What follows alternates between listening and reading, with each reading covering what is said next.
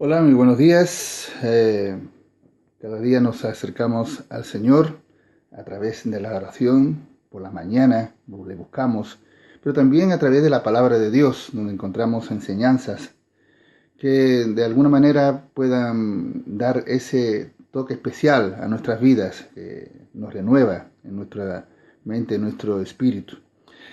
Continuamos con los documentos Jesús. La semana pasada estuvimos hablando en el tercer punto sobre su ministerio, la enseñanza. En esa primera parte estuvimos hablando sobre 4 temas que fueron la misericordia, la fe, el perdón y la oración.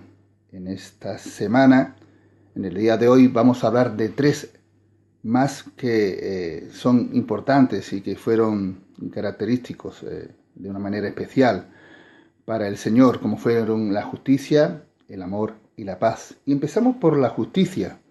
En este aspecto, Jesús consideró la forma en cómo aquellas personas, sin miramiento, sin misericordia, y tanto trataron a una mujer al que sorprendieron en adulterio. Fue un pasaje donde aquella mujer adúltera fue presentada delante del Señor porque había hecho mal. Eso lo vemos en el Evangelio de San Juan, en el capítulo 8, en el versículo del 1 al 11. Eran mentes perturbadoras que acusaban, denunciando un hecho, pero Jesús mostró el lado más humano y más comprensivo que les faltaban a ellos. Él no condenó. Es más, atacó la conciencia de ellos, moralistas de lo ajeno, que llevaban el caso por caminos de maldad. Ellos mismos se vieron sorprendidos, sin reacción alguna, avergonzados, sobre todo por una pregunta que Jesús lanzó a ellos. ¿Quién lanza la primera piedra para tirarla? La evidente verdad que pesa sobre ellos: jamás tomarían represalias, porque ellos también estaban en la misma condición, también eran pecadores. La respuesta de Jesús no es el rencor, sino la dignidad de toda persona y el valor de la fe. Supo conducir la situación por el derrotero de la justicia, actuar conforme a la verdad, siendo imparcial, justo e íntegro. Y eso es lo que para nosotros debemos de subrayar en nuestros corazones a la hora de actuar en una situación similar. No podemos juzgar la situación porque nosotros también tenemos también otras cosas. También está en el tema del amor. Jesús manifestó el sublime y maravilloso amor de Dios hacia la humanidad a través de él. Y eso lo vemos en el Evangelio de San Juan, en el capítulo 3, en el versículo 16. Un amor que él mismo continuó y extendió en la cruz, mostrando el mayor amor, como se ve en San Juan, capítulo 15, versículo 3. Y un mandamiento excelente que dejó para todos en San Juan, capítulo 15, versículo 2. Amaos los unos a los otros. Una prioridad que abarca no solo a los amigos o a la familia y a los hermanos de la fe, va mucho más allá, como es el amor a los enemigos, como expone en San Mateo capítulo 5, en el versículo 44, que confronta contra nuestros sentimientos y toca nuestras conciencias. Es una cuestión de preocupación, de práctica, de bendición, de orar y de aquellos deseos positivos de bienestar que se extiende por igual. Jesús nos enseñó a amar, descubriendo su amor entrañable e incondicional, y nos invita a involucrarnos. Y su forma de actuar es la clave para entender el significado del amor, dando sentido a la vida. Y un ejemplo a seguir es cómo debemos nosotros amar con amor fraternal. Y finalmente está la paz. Jesús dejó y dio la paz, pero no conforme al mundo la da. Y eso lo podemos ver en San Juan, capítulo 14, versículo 24. Es una paz que sobrepasa todo entendimiento. Es sobrenatural, que conforta nuestra alma y nos da seguridad, porque Cristo venció al mundo.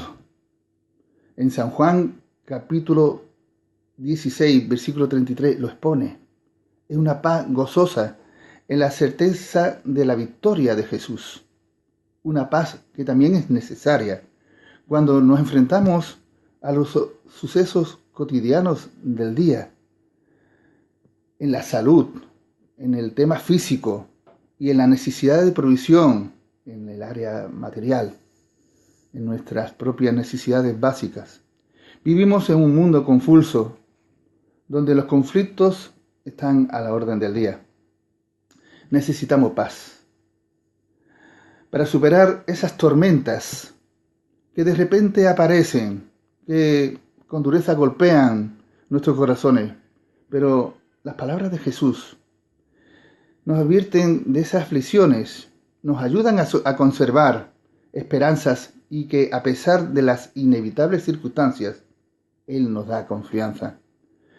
En cualquiera de las dificultades en las que nos podamos encontrar, enfermedades, por ejemplo, Él sanará toda dolencia. En las necesidades físicas, Él nos sustentará y dará lo que verdaderamente necesitamos. Él sabe lo que en ese momento vamos a tener en cuenta. Un mundo envuelto en calamidades, sufriendo las consecuencias de los despropósitos ocasionados por el ser humano. Necesitamos la paz de Cristo, que embargue por completo esos corazones vacíos, heridos, necesitados de volver a vivir en quietud, en tranquilidad, en paz. Por eso Jesús nos invita a poner toda nuestra confianza en Él, porque Él es la roca de la salvación. Y en los dos cimientos, como se expone en San Mateo 24-27, clarifica de una manera cuál debe ser nuestra posición ante las circunstancias y el valor que le damos a Cristo. No es suficiente con oír la palabra, es necesario ponerla en práctica. Esto reafirma nuestro compromiso de apegarnos a las enseñanzas que la palabra de Dios nos revela.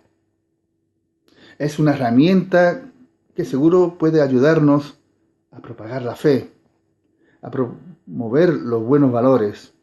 Jesús se preocupó de que sus palabras no se quedaran ahí.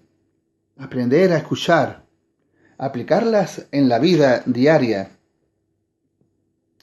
y vieran un cambio significativo. Si nos mantenemos en Jesús, en Él, si ponemos nuestro fundamento, nuestras vidas, estaremos firmes, seguros, plantados y consolidados. Solo así, en Cristo Jesús, viviremos en esa paz, en tiempos en que es necesario escucharle y poner en práctica todo cuanto en Él se vio y Él mismo enseñó. Es un ejemplo para todos nosotros. Así que Jesús nunca perdió la compostura. En la barca, en ese pasaje que conocemos, donde el fuerte viento golpeaba aquella barca con los discípulos dentro, dormía plácidamente, a pesar del fuerte viento y del oleaje. Es un ejemplo que nosotros tenemos que ver, cómo Jesús, a pesar de todo lo que les rodeaba, estaba tranquilo. Una paz que abrió los corazones de aquellos discípulos que estaban juntos, encerrados en aquel lugar, que le infundió aliento, paz a vosotros, como se expone en el capítulo de San Juan, capítulo 20, versículo 19. Y 8 días después, con Tomás entre ellos, en San Juan 20, 26. Es el saludo que resuena en el resucitado, porque Él es la fuente de la paz. Una paz interior y de conciencia en la que habrá plenitud de gozo y alegría. Es esa paz la que nos brinda Jesús, la que quiere que nosotros guardemos en nuestros corazones, la que tengamos para que también así la podamos expresar, incluso en los momentos más críticos, Cuando las dificultades aprietan, es cuando esa paz tiene que salir a relucir. Si hacemos de Jesús el centro de nuestras vidas, en verdad sentiremos que Él habla paz a nuestras almas. Final, el apóstol Pablo hace referencia a la paz de Cristo y podemos leer en Colosenses 3, versículo 15 al 17.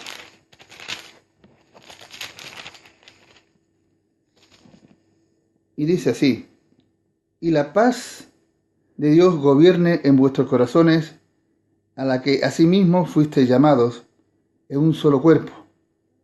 Y sed agradecidos, la palabra de Cristo more en abundancia en vosotros, enseñándoos y exhortándoos unos a otros en toda sabiduría, cantando con gracia en vuestros corazones al Señor con salmos, himnos y cánticos espirituales. Y todo lo que hacéis, sea de palabra o de hecho, hacedlo todo en el nombre del Señor Jesús, dando gracias a Dios Padre por medio de Él.